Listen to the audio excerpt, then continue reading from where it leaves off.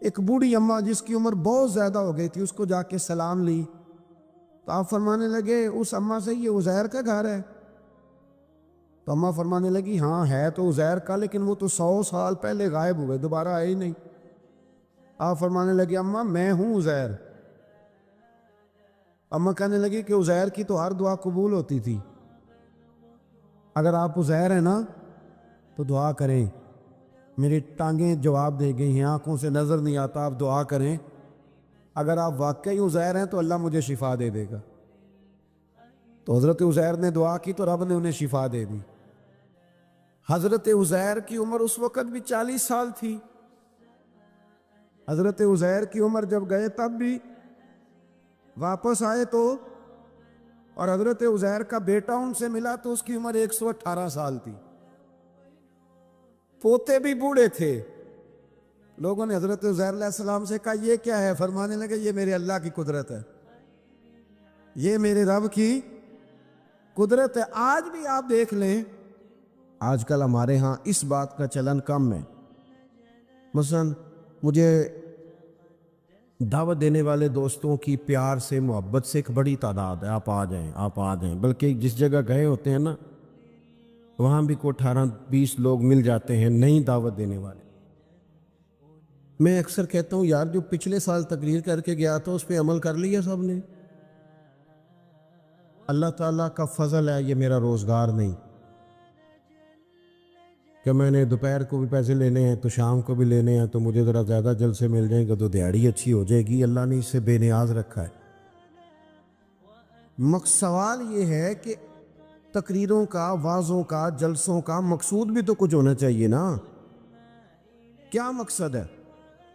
روز 2 گھنٹے تقریر سنو اور عمل کب کرنا؟ دین کو عملاً، دین اسلام اس لیے نہیں آیا کہ اس پہ کھل کے مقالے لکھے جائیں، اس پر کھل کے تقریریں کی جائیں، ایک ایک کریں یہ کام بھی ضرورت کے لیے، حرج نہیں، لیکن یہ تو عملی نفاذ کے لیے آیا ہے نا۔ تو عملاً دین کی طرف رغبت کرے۔ میلاد شریف کے موقع پر ہمیں زیادہ جوش دکھانا چاہیے دین پہ عمل کرنے کا، اس لیے کہ حضور سید عالم علیہ السلام کی بعثت مبارکہ کے مقاصد بھی تو اجاگر ہو کے سامنے ہوتے ہیں کہ نہیں؟ دوسرا مقام قرآن مجید میں اللہ فرماتے ہیں وَمَا أَرْسَلْنَا مِن رَسُولٍ إِلَّا لِيُطَاعَ بِإِذْنِ اللَّهِ۔ دنیا میں ہم نے جتنے بھی رسول بھیجے وہ اس لیے بھیجے کہ ان کی اطاعت کی جائے۔ رسول دنیا میں اس لیے آتے ہیں کہ ان کے پیچھے چلا جائے، نقش قدم ان کا اپنایا جائے، ان کے رستوں کا بندہ مسافر بنے۔ رسول اطاعت کے لیے آتے ہیں، ان کی فرما برداری کی جائے۔ میں آپ سے عرض کروں گا کہ یہ محبتیں بڑی ضروری ہیں، یہ محبتیں ہوں گی تو عمل کا جذبہ پیدا ہوگا، لیکن ایک دوسرا پہلو بھی یاد رکھیے گا، رسول پاک آئے ہیں فرما برداری کے لیے۔ اگر فرما برداری نہیں کرتے، بات ہی نہیں مانتے، آپ جس سے بھی دعوی محبت کرتے ہیں وہ دلیل مانگتا ہے، تو حضور سے دعوی محبت ہے تو اس کی عملی صورتیں بھی تو ہونی چاہیے نا۔ ہر پیغمبر اس لیے آئے کہ ان کی فرما برداری کی جائے، اطاعت کی جائے، اور اگر کوئی میرے نبی پاک کی فرما برداری کرے پھر تو اس کا انداز ہی نرالا ہے۔ قُلْ إِن كُنتُمْ تُحِبُّونَ اللَّهَ فَاتَّبِعُونِي يُحْبِبْكُمُ اللَّهُ۔ فرمایا محبوب ان سے فرما دیں اگر رب سے محبت کرنا چاہتے ہیں تو آپ کی غلامی کریں، ملے گا کیا؟ اللہ خود ان سے محبت فرمائے گا، خود ان سے محبت۔ صحابہ کرام کے اندر نا حضور سے پیار کا جذبہ بھی والہانہ تھا، والہانہ۔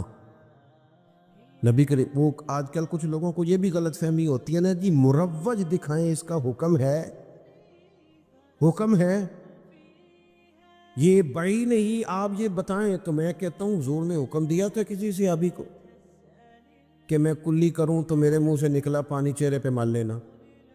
حکمن کہا تھا کسی کو کہ میرے ناک سے بلغم نکلے تو چہرے پہ مل لینے؟ کہا تھا، لیکن وہ ملتے تھے کہ نہیں ملتے تھے؟ والہانہ پن تھا، حضور کے ساتھ پیار تھا، والہانہ شوق تھا۔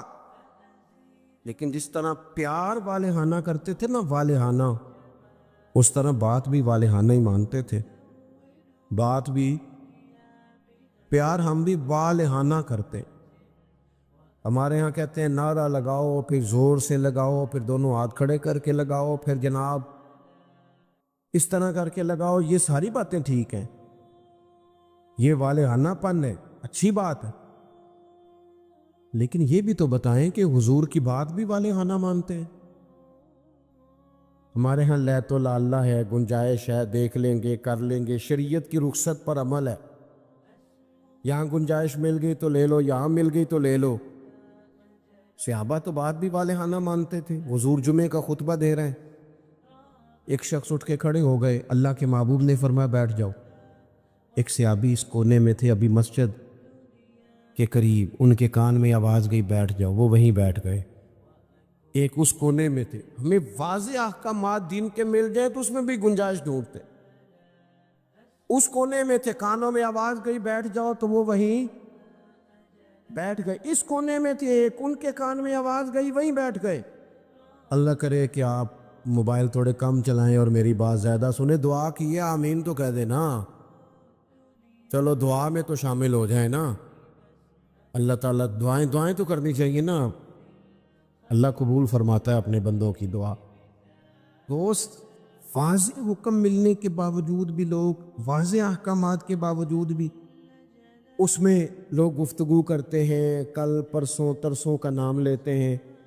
حضور نے مطلق کا نام نہیں لیا، جس کے کان میں آواز گئی وہیں بیٹھ گیا۔ یہ وہ نظارے ہیں جو زمین نے دیکھے ہیں، آسمان نے دیکھے ہیں۔ اتنی وارفتگی حکم ماننے میں، اتنی وارفتگی، بیٹھ گئے۔ تکمیل جمعہ پر محبوب نے فرمایا آپ کہاں تھے؟ یا رسول اللہ صلی اللہ تعالی وسلم، وہ آپ کا حکم آیا تو میں اسی کونے میں بیٹھ گیا تھا۔ آپ کہاں تھے؟ حضور حکم ملا تو اس کونے میں بیٹھ گیا۔ آپ کہاں تھے؟ حضور حکم ملا تو میں اس کونے میں بیٹھ گیا۔ تو کریم فرمانے لگے نہ آپ سے کہا تھا، نہ آپ سے کہا تھا، نہ آپ سے کہا تھا، میں نے تو ان سے کہا تھا۔ کہ یا رسول اللہ اپنے نام تو نہیں نہ لیا، سانو تے قید سجن دا گہنا ہے، او جینج رکھے اونج رہنا ہے۔ یا رسول اللہ آپ نے نام نہیں نہ لیا، حکم مل گیا بیٹھ جاؤ تو لہذا بیٹھ جاؤ۔ بات ماننا ہمارے ہاں نا آج کل پیری مریدی بھی اسی کا نام ہے، نذرانہ بھی وقت پہ دو، دعوت بھی مرید کرتے ہیں، جتنی مرضی آپ کہو، روز کہو تو روز کھانا کھلاتے ہیں۔ آپ ان سے کہو کہ جناب میں آ رہا ہوں تو وہ تیار ہیں، پھول بھی لے کے کھڑے ہیں، لیکن اگر ان سے کہو بات مانو، پھر وہ کہتے تسی دعا کرو، ہے نا جی، نماز پڑھا کرو، کہتے دعا کرو۔ کمال ہو گئی ہے بھائی، آپ باقی سارے معاملات کے لیے آپ پورے تیار ہیں، اور یہ جو فرما برداری ہے، یہ جو بات ماننا ہے، وہ کس نے ماننی ہے؟ وہ جس پر آپ کے شیخ نے، مرشد نے گھنٹوں تقریریں کی، وہ باتیں کس نے ماننی؟ کسی اور نے؟ کیا مانا اس بات کا؟ کوئی گورکھ دندہ ہے؟ کیا آپ نعرے لگائیں، دعوی محبت کریں، اور جو ان کا اصل کام ہے، دیکھو وفادار وہ ہوتا ہے جو مشن کا ساتھی ہو،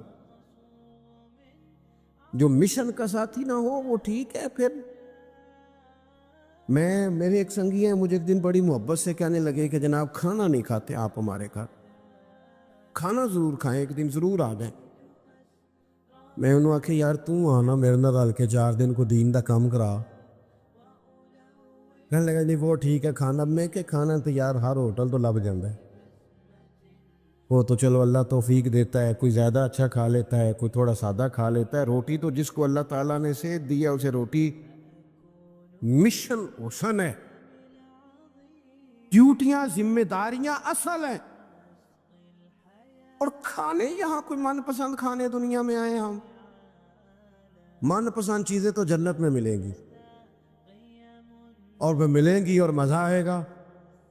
ہمارے بزرگ تو فرمایا کرتے تھے زمین کے اوپر کام، نیچے جا کے آرام۔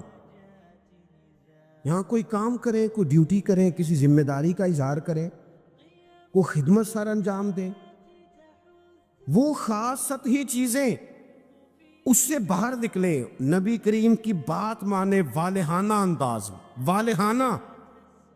حضور علیہ السلام نے جس مشن کے لیے پتھر کھائے، جس مشن کے لیے حضور طائف گئے، جس مشن کے لیے حضور نے ہر دشمن کو معاف کر دیا کہ لوگ مسلمان ہو جائیں، دیندار ہو جائیں، امت اس مشن کے لیے کیا کام کرتی ہے، کیا ڈیوٹی کرتی ہے؟ کبھی دل میں تکلیف ہوئی ہے کہ آپ تجربہ کر لیں، سارے لوگ عید کی نماز پڑھنے بھی نہیں آتے، اس لیے کہ کچھ ایسے ہوتے ہیں جن کی ساری رات دکان کھلی رہتی ہے اور سویرے سو رہے ہوتے ہیں، کچھ کہتے ہیں میں نے وعدے کیے ہوئے ہیں وہ میں نے پورے کرنے ہیں، عید کی نماز بھی سارے پڑھنے، لیکن رش اتنا ہوتا ہے کہ مسجدیں چھوٹی پڑ جاتی ہیں۔ اس کا مطلب یہ ہے اگر ساری مسلمان امت نمازی ہو جائے تو نئی مسجدیں بنانی پڑے، لیکن آپ باقی سارے کام کرا لیں، شوق سے کر دیں گے۔ بھئی سجدے کا بھی ذوق پیدا کرو، حضور کی فرما برداری اصل ہے۔ تیسرا مقام قرآن پاک کا، قرآن مجید نے کہا کما ارسلنا فیکم رسولا منکم یتلو علیکم آیاتنا، جیسا کہ ہم نے تمہیں میں سے تمہیں ایک رسول دیے ہیں جو تم پر ہماری آیتیں پڑھیں گے، وَيُزَكِّيكُمْ، اور تمہارا تزکیہ کر دیں گے، تمہیں پاک صاف کر دیں گے۔ نبی پاک کی تعلیمات یہ ہیں کہ تو ظاہری طور پر بھی بڑا صاف ستھرا ہو۔ حضور نفاست کو پسند کرتے، صفائی کو محبوب رکھتے، خوشبو کا استعمال کرتے، مسواک کو محبت سے استعمال کرتے، ظاہری صفائی بھی۔ اور ترمذی میں موجود ہے، حضور نے فرمایا اے انس بن مالک میرے بیٹے، ہو سکے تو صبح اس حال میں کرنا کہ تمہارے سینے میں، یہ میری سنت ہے، اور جس نے میری سنت سے محبت کی اسی نے مجھ سے محبت کی۔ نرے دانت صاف کرنا ہی سنت نہیں، دل صاف کرنا بھی سنت ہے، باطن بھی صاف ہونا چاہیے، انسان کے اندر سے ساری بیماریاں نکل جائیں۔ عزیز دوست، تزکیہ ہو، حسد سے خالی ہو سینہ، بغض سے خالی ہو۔ یہ جو روحوں پر بوجھ ہوتا ہے یہ حسد کا ہوتا ہے، یہ باطن پر دھبا ہوتا ہے یہ عداوت کا ہوتا ہے، یہ کچھ چیزیں جو ہمیں بالکل بے قرار کر دیتی ہیں یہ تکبر کا روگ ہوتا ہے، یہ عجب خود پسندی، یہ اندر انسان کے جوار بھاٹا پیدا کر دیتی ہے۔ اگر بندہ ہو جائے سادہ، حضرت باجدید بستامی رحمۃ اللہ علیہ کھڑے تھے تو ایک شخص نے آپ سے پوچھا حضرت خواجہ پیر باجدید بستامی سے ملنا ہے۔ آپ فرمانے لگے یہ جو بندہ جس کا تم نے ابھی نام لیا ہے نا، اس کو ڈھونڈتے مجھے 30 سال ہو گئے، مجھے نہیں ملا، 30 سال۔ یہاں بیچارے نقیب ان کی کلاس لگ جاتی ہے اگر وہ لقب تھوڑے بیان کریں تو لسٹوں میں لکھ کے دیے جاتے ہیں، یہ نام نہیں لیا، یہ نام نہیں لیا، فلانے چودھری کا نام رہ گیا، فلانے کا رہ گیا، فلانے کا۔ وہ چھوڑ دیں بھائی، یہ تو حضور کی تعریف کی محفل ہے، اس میں باقیوں کی تعریفیں کدھر سے آ گئی، کدھر سے آ گئی؟ یہ تو نبی پاک علیہ الصلوۃ والسلام کے ذکر پاک کی مجلس ہے۔ دوستو آپ غور کریں گے اور چیزوں کو سمجھیں گے۔ خواجہ باجدید بستامی سے اس نے کہا میں نے ملنا ہے، فرمانے لگے 30 سال سے ڈھونڈ رہا ہوں، ملا نہیں۔ وہ سائڈ پہ جا کے ایک بندے سے کہنے لگا میں نے حضرت خواجہ پیر شیخ باجدید بستامی سے ملنا ہے۔ کہنے لگے ابھی تو وہاں کھڑے تھے تمہارے پاس۔ کہنے لگا میں نے تو پوچھا ہے۔ کہنے لگے اصل میں یہ جو تم نے لائن لگائی ہے نا القابات کی، یہ وہ مانتے نہیں اپنے آپ سے، نہ حضرت، نہ خواجہ، نہ پیر، نہ صوفی، وہ تو نیرا باجدید کہتے ہیں، اور اس میں بھی کئی دفعہ روتے ہیں رب کی بارگاہ میں۔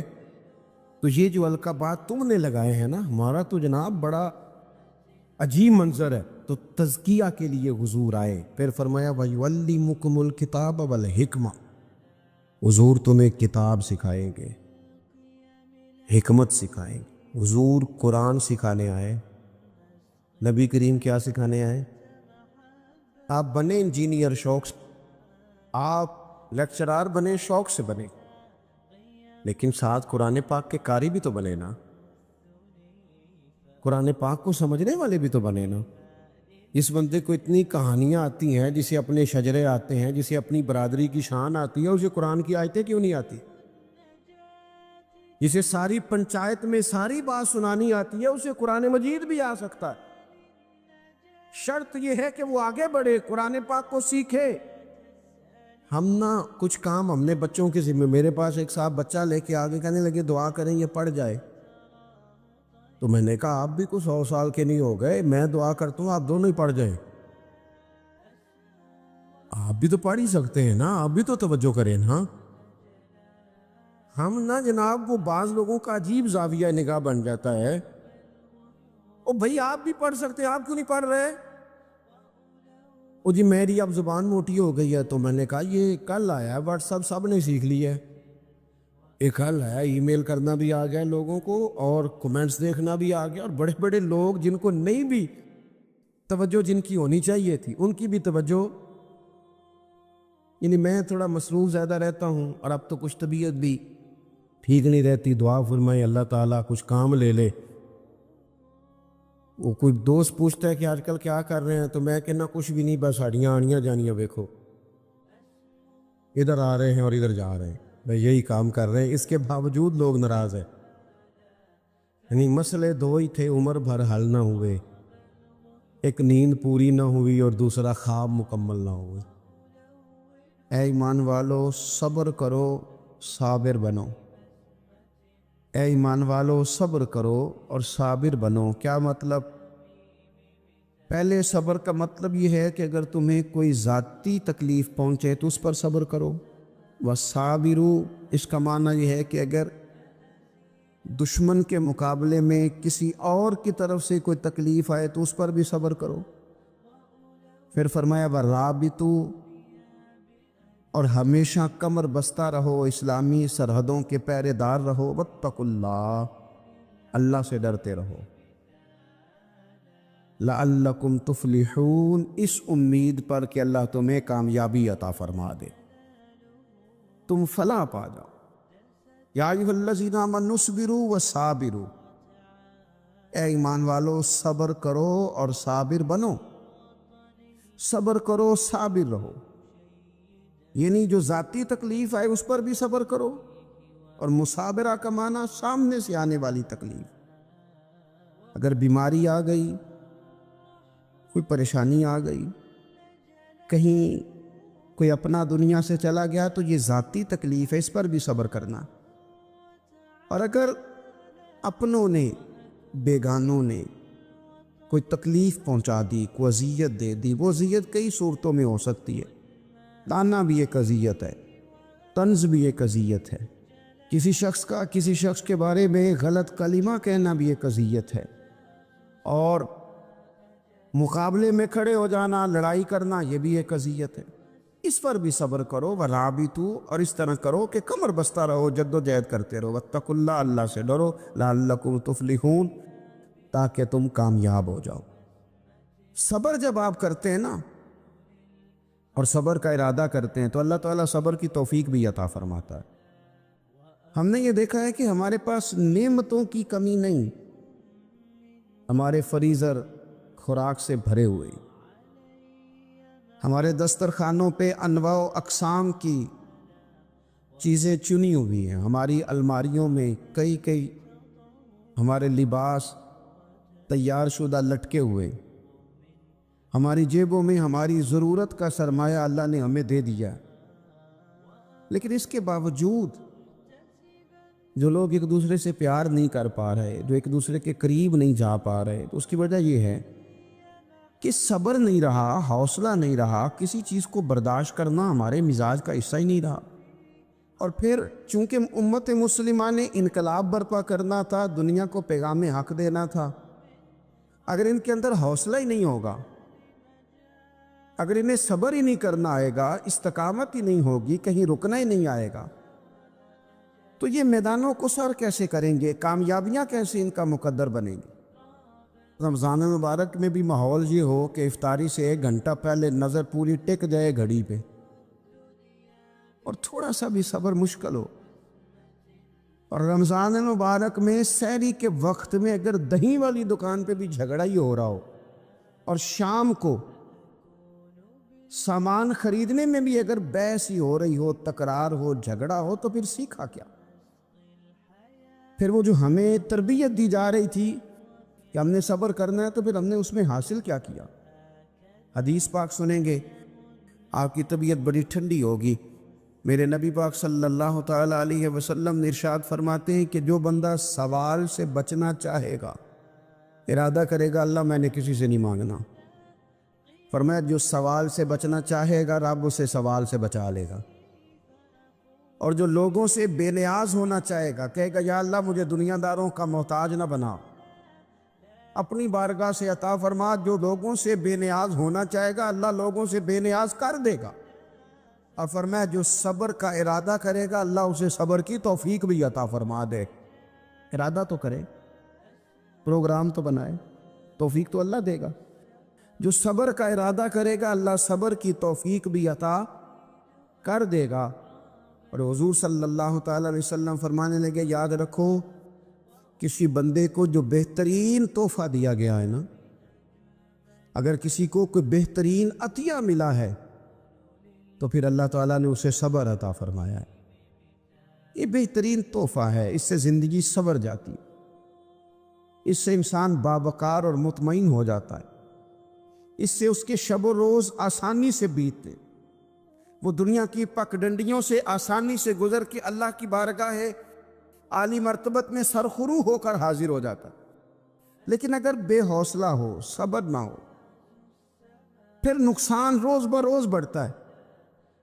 اور پھر میرے رسول پاک صلی اللہ تعالیٰ علیہ وسلم ارشاد فرماتے ہیں کہ اصل بات یہ ہے کہ اللہ تعالیٰ نہ کسی بندے کا درجہ بلند کرنے کا ارادہ فرماتا ہے، لیکن اس کے اعمال اس طرح کے نہیں ہوتے کہ اس کا درجہ بلند کیا جائے۔ اب رب کیا کرتا ہے، اللہ تعالیٰ اس کو مال کی، جان کی، اولاد کی کسی مشکل میں ڈال دیتا ہے، اس مصیبت پر وہ بندہ صبر کرتا ہے تو اللہ تعالیٰ اس کا درجہ بلند فرما دیتا ہے۔ اعمال اس قابل نہیں تھے کہ درجات بلند ہو، وہ اعمال کی بنیاد پر نہیں کر سکتا تھا تو اللہ نے کسی مشکل میں ڈال کے نہ اپنے فضل سے درجہ بلند کر دیا۔ اب جو راہ طریقت کا مسافر تھا، جو سلوک کی منازل طے کر رہا تھا، جو اللہ رسول کے قریب جانے چاہ رہا تھا، اس کے لیے کتنی آسانی ہو گئی کہ مجاہدہ تو زیادہ نہ کر سکا، کثرت سے نفلی صوم و صلات کا بندوبست تو نہ کر سکا، تھوڑا سا صبر کیا، رب نے اپنا اور اپنے محبوب کا قرب عطا فرما دیا۔ تو یہ تو آپ صبر کرنے کے لیے جب نکلے ہیں تو آپ نے تو رب رسول کو پا لیا۔ یہ صبر تو وہ والا سفر ہے جس کی جو منزل ہے وہ اللہ رسول کا قرب ہے۔ ہم لوگ تھوڑی تھوڑی باتوں میں حوصلہ ہار جاتے ہیں، صبر چھوڑ جاتے ہیں، پریشانی بڑھ جاتی ہے، پتہ نہیں ایسے محسوس ہوتا ہے کہ جیسے یہی بندہ دنیا کا سب سے دکھی بندہ ہے۔ تو ایک تو یہ کہ ذاتی حیثیت سے صبر کر، ایک یہ کہ پھر دشمن کا جب مقابلہ ہو، آمن نصبرو و صابرو، آپ کا جب مقابلہ سامنے کسی کے ساتھ ہو تو پھر تیر، تلواریں، اسلحہ، بندوقیں یہ نہیں زیادہ لڑتی، میدانوں میں حوصلے لڑتے ہیں، میدانوں میں صبر لڑتا ہے، میدانوں کے اندر توانائیاں لڑتی ہیں۔ میدان کربلا کے اندر کوئی مقابلہ نہیں تھا تیر کا تیر کے ساتھ، تلوار کا تلوار کے ساتھ کوئی مقابلہ نہیں۔ میدان کربلا کے اندر ظلم کا صبر سے مقابلہ تھا۔ فتح کے ڈنکے یزید نے بجائے تھے، جشن ابن زیاد نے منایا تھا، لیکن قیامت تک اللہ نے جو فتح عطا فرمائی ہے تو وہ حسین ابن علی کے صبر کو عطا فرمائی، وہ سیدنا امام علی مقام کے صبر کو ملی۔ عزیز بھائی، صبر ہی ہمیشہ فاتح ہوتا ہے، صبر ہی جیتا کرتا ہے، صبر ہی کامیابیاں دیتا ہے، نتیجے صبر کے نکلتے ہیں، صبر کے حوصلے کے نتیجے ہوتے ہیں۔ ہماری جلد بازی ہمیں شکست خوردہ کر دے گی، ہمارا حوصلہ نہ ہونا ہمیں ہرا دے گا، ہم کمزور پڑ جائیں گے اگر ہم بے حوصلہ ہو جائیں گے۔ سنو، میرے نبی پاک علیہ السلام نے تربیت کی، حضور اپنی امت کو درس دیتے ہیں۔ حضور فرماتے ہیں پہلے تو کوشش ہی نہ کرو کہ تمہاری دشمن سے لڑائی ہو، اس چکر میں ہی نہ پڑو کہ لڑائی ہو۔ مسلمان امن والے ہیں، یہ پرامن لوگ ہیں، یہ امن پسند ہے، یہ داعی امن ہیں، یہ معاشرے میں مومن ہونا امن کی علامت ہے۔ فرمایا پہلے تو یہ پروگرام ہی نہ بناؤ کہ تمہاری لڑائی ہو، اور فرمایا پھر اگر ہو جائے نا تو پھر صبر کے ساتھ مقابلہ کرو، پھر ڈٹ کے مقابلہ کرو، اور پھر یاد رکھو یہ جو جنت ہے یہ تلواروں کے سائے میں ہے، جنت تلواروں کے سائے میں تمہیں ملے گی۔ پھر ڈٹنا سیکھو۔ پہلے تو بات یہ کہ تم یہ ارادہ ہی نہ کرو لڑائی، اور اگر کبھی ہو جائے وہ لوگوں کو بتاؤ کہ ہیں ہم پرامن لوگ، پر دین کے لیے کھڑا ہونا ہو تو پھر ہم سے زیادہ کسی کو کھڑا بھی نہیں ہونا آتا، پھر ہم سے زیادہ کسی کے پاس طاقت بھی نہیں۔ حضرت مولا علی شیر خدا رضی اللہ تعالیٰ عنہ کے زمانے میں کفر کے ساتھ ایک جنگ ہو رہی تھی، تو کافروں نے نا جاسوس بھیجے کہ یار پتہ تو کرو مسلمانوں کی تیاری کس طرح کی ہے۔ تو جاسوس واپس جا کے کہنے لگا سمجھ کوئی نہیں آئی ان کی، وہ تو راہب قسم کے لوگ ہیں، صوفی قسم کے لوگ ہیں، وہ تو کٹے ہوئے دنیا سے، مسلوں پہ بیٹھ جاتے ہیں، رات کو تو لگتا ہے دنیا سے تعلق ہی کوئی نہیں، لیکن سویرے اٹھ کے میدان میں تلوار لے کے نکلتے ہیں تو لگتا ہے ان سے بڑا مجاہد ہی کوئی نہیں۔ یہ عجیب لوگ ہیں کہ رات کو مسلح پہ بیٹھیں تو لگتا ہے کٹ گئے دنیا، یہ صوفی لوگ ہیں، درویش ہیں۔ یہی مسلمان کی شان ہے، ہو ہلکا یاراں تو برے شم کی طرح نرم، رزم حق و باطل ہو تو فولاد ہے مومن، ادھر آ ستمگر ہنر آزمائے تو تیر آزما، ہم جگر آزمائے، ہم تجھے اپنا حوصلہ بتاتے ہیں کتنا، دیکھ ہمارے حوصلے سے ٹکرا کے دیکھ یہ کتنا طاقتور اور مضبوط ہے۔ تو عزیز بھائی، اگر زندگی میں آپ کو صبر کرنا آ گیا، میں بڑے دنوں سے یہ عنوانات بیان کر رہا ہوں، اور آج تو خصوصی طور پر رمضان شریف کے اس جمعے میں اپیل کرنا چاہتا ہوں آپ سے کہ کمزور باتیں کرنی چھوڑ دیں، مایوسی کے جملے اپنی زندگی سے نکال دیں۔ ہم مسلمان ہیں، آپ بیمار ہو گئے ہیں تو یہ بھی خدا کا فضل ہے، گناہ معاف ہوں گے۔ اگر اللہ تعالیٰ نے فقیر بنا دیا، غریبی آ گئی ہے تو یہ بھی فضل ہے، امیروں سے پہلے جنت میں جائیں گے۔ اگر اللہ تبارک و تعالیٰ نے کسی جگہ آپ کو مکان نہیں دیا اور دوسرے کو دے دیا ہے تو آپ وہ لوگ ہیں جو عظیم سنت ادا کر رہے ہیں سیدنا بلال حبشی کی۔ اگر کسی جگہ کوئی کمزوری آ گئی ہے، کوئی پیچھے رہ گئے ہیں، تو یہ خدا کا فضل ہے۔ اللہ تعالیٰ نے چاہا ہمارے لیے جو فیصلہ تو ہم اس پہ راضی ہیں، لیکن اپنی زندگی میں اور شکوے اتنے بڑھا لیے، ہم نے اتنے بڑھا لیے کہ لوگوں سے شکوے کرتے کرتے رب رسول سے بھی شروع کر دیے۔ غلام بھی کبھی شکوہ کرتا ہے، آقا کا بھی شکوہ ہوتا ہے، بندہ بھی کبھی شکوہ کرتا ہے، رب کا بھی شکوہ ہوتا ہے، یہ بھی کبھی ہوتا ہے۔ آپ نہ مانے پر یہ شکوہ ہے کہ میں بڑے ڈاکٹروں کے پاس گیا ہوں آرام نہیں آیا، نہ مانے پر یہ شکوہ ہے میں نے کبھی کسی کو ستایا تو نہیں پر میرے حالات بھی ٹھیک ہوتے۔ آپ نہ مانے پر یہ شکوہ ہے کہ فلانے کے پاس دولت زیادہ ہے، اس نے پتہ نہیں وہ آگے نکل گیا اور میں پیچھے رہ گیا، نہ مانے پر یہ شکوہ ہے۔ کس سے کر رہے ہو؟ رب رسول سے؟ او آس بولے تے او دی مہربانی، اساں تے لاڈ ہی لڑاونے نے۔ کس سے شکوہ کر رہے ہو؟ خدا کے بندو، غلام غلامی کرتے ہیں تو شکوے کرتے ہیں کوئی؟ لیکن جو بندہ صبر ہی نہ کر پائے، جو صبر ہی نہ، جو کہے جی بڑی دور سے آیا ہوں، بڑی دیر ہو گئی، بڑا ٹائم ہو گیا، کب جا کے مسئلہ حل ہوگا؟ وہ جو آپ نے بتایا تھا وہ تعویذ کب اثر کرے گا؟ وہ دعا کب قبول ہوگی؟ وہ فلانا معاملہ کب؟ بھئی یہ ڈیٹ تو آپ کو رب رسول ہی دے سکتے ہیں، بندہ تو کوئی اطلاع ہی دے گا، پیغام ہی دے گا، دعا ہی کرے گا۔ اگر زندگی میں حوصلہ ہی نہیں ہوگا، اگر آپ کو یہ قرار ہی نہیں آئے گا، ٹھہرنا ہی نہیں آئے گا کسی میدان میں۔ دیکھیں کچھ ایسی اذیتیں ہوتی ہیں جو اذیت ناک ہوتی ہیں، لیکن اگر غلامی میں آ جائے نا آپ تو وہ اذیت ناک نہیں ہوتی، اس چبھن میں مزہ آنے لگتا ہے۔ کئی درد بھی مزیدار ہوتے ہیں، کئی درد بھی، کبھی زخم ٹھیک ہونے پہ آ جائے نا تو اسے چھیڑو تو مزہ آتا ہے، اس لیے کہ کچھ درد بھی مزیدار ہوتے ہیں۔ آتش سے کسی نے کہا تو روتا بڑا ہے، اس نے کہا محبوب کی یاد میں تڑپتا ہوں، ابھی تو ایک دل ہے، میرے تو خواہش تھی کبھی دو ہوتے نا تو صحیح کر کے تڑپتا۔ رب نے دل ایک بنایا، کہتا وہ مزہ دیا ہے تڑپنے کہ میری آرزو ہے یا رب، میرے دونوں پہلوؤں میں دل بے قرار ہوتا۔